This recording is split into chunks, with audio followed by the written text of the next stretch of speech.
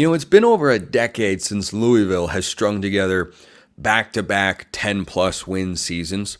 So when I looked at their line for their win total, their over-under over at FanDuel, and saw it was 8.5, my instinct was, oh, give me the under. It's the regression year. It's the bounce-back season.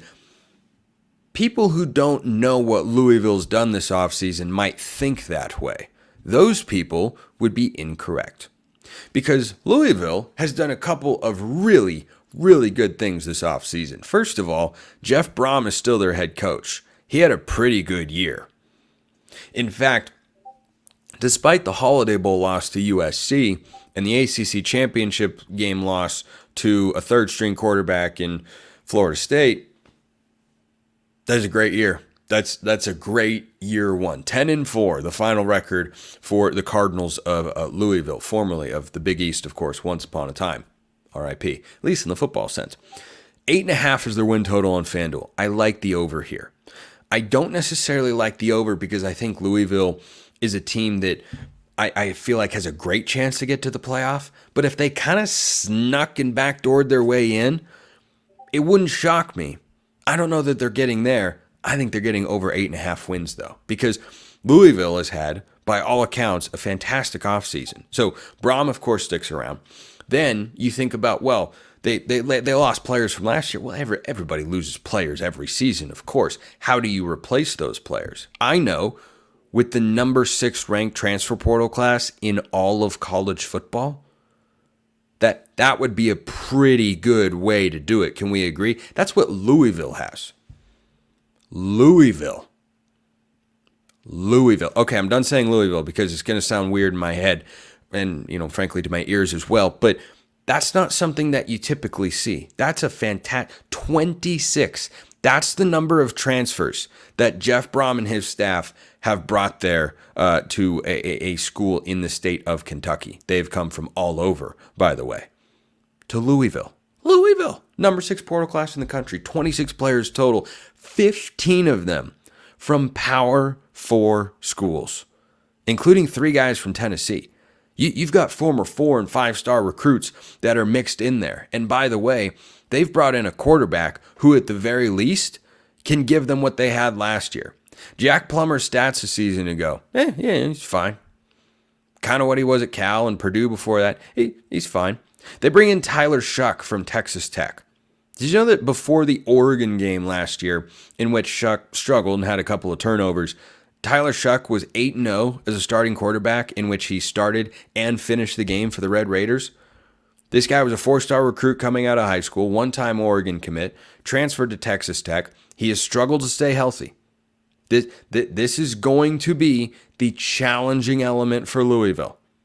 This is definitely something that matters a great deal and has been a consistent problem for Tyler Shuck, and that's staying healthy. But if he is able to do that, do you know how old Tyler Shuck is? I'll give you a hint. Very. He backed up to begin his career for 2 seasons, Justin Herbert. Herbert just completed his 4th season in the NFL. He's been gone for a while. Tyler Shuck backed him up at Oregon, went to Texas Tech, now comes to Louisville. He's a 7th-year senior. So having a veteran quarterback is not going to be a problem. And at the very least, Shuck is capable of giving you what Jack Plummer gave you a season ago. I think he's got a higher ceiling. And Plummer was a veteran guy. But you can get more, certainly in the mobility department, out of Tyler Shuck than you can with Jack Plummer. So I think Jeff Brohm and his staff are going to be able to do some more creative things, particularly in the quarterback run game, that can open up Louisville's offense a little bit more. They had a great defense a season ago. Their offense came and went. They had a nasty defense, though. They had some dudes on that side of the ball. Remember that ACC Championship game? Florida State wasn't moving the ball a whole heck of a lot. Why? Louisville's defense kind of filthy. It was kind of sort of filthy. And guess what? They've got all sorts of talent on that side of the ball. So those are a couple of the reasons why I like them over 8.5 wins. Not necessarily as a playoff team. Because if you're 10-2 and you don't win the ACC, you go 10-3, you're not making the playoffs. Not with an ACC schedule, but not with this schedule. But this is why.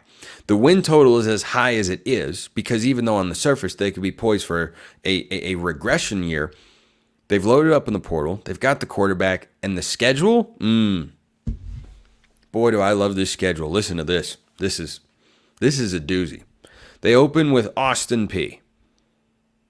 Okay, that's a win. That's an FCS opponent. Then they play Jacksonville State.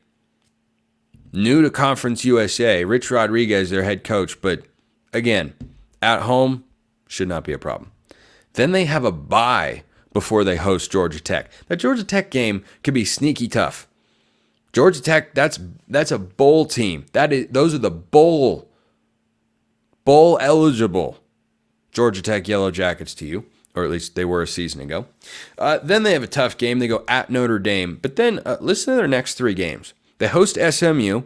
Won't be a cakewalk, but that's at home. They go at Virginia.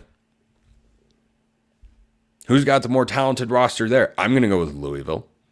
Then they come back home to play Miami. That's a talented roster. Cam Ward's at quarterback now for the Hurricanes and Mario Cristobal. A lot of pressure under Miami's head coach and that coaching staff at large. And Louisville gets them at home. Ooh, boy. SMU sneaky tough. Home. UVA not as sneaky tough. Road. Notre Dame on the road. That's difficult.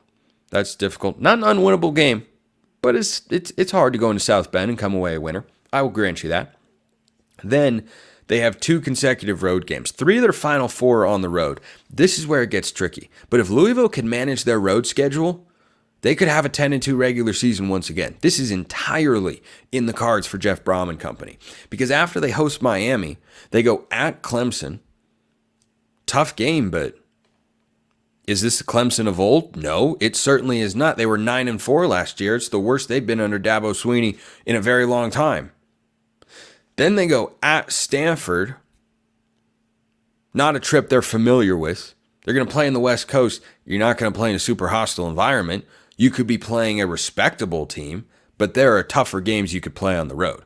Like if you had to go at Miami, or if you had to go at SMU, or for instance, if you had to go at Pitt, which they don't because next week they're at home against Pitt, those would be tougher road games than going at Stanford. What could end up deciding whether they go over 8.5 or not? The rivalry game. The rivalry game to end the year. The in-state battle against Kentucky. That's tough. That's tough. 3 of their final 4 on the road. But I'm just looking at that schedule and saying, you know what? Let's put Notre Dame down as a loss. And between Clemson and Miami, okay, let's have one of those be a loss because those are quality teams. Is it unreasonable to think that Louisville could win the rest of their games? I do not believe so in any way, shape, or form. Coach, quarterback, roster, schedule, Louisville, over 8.5.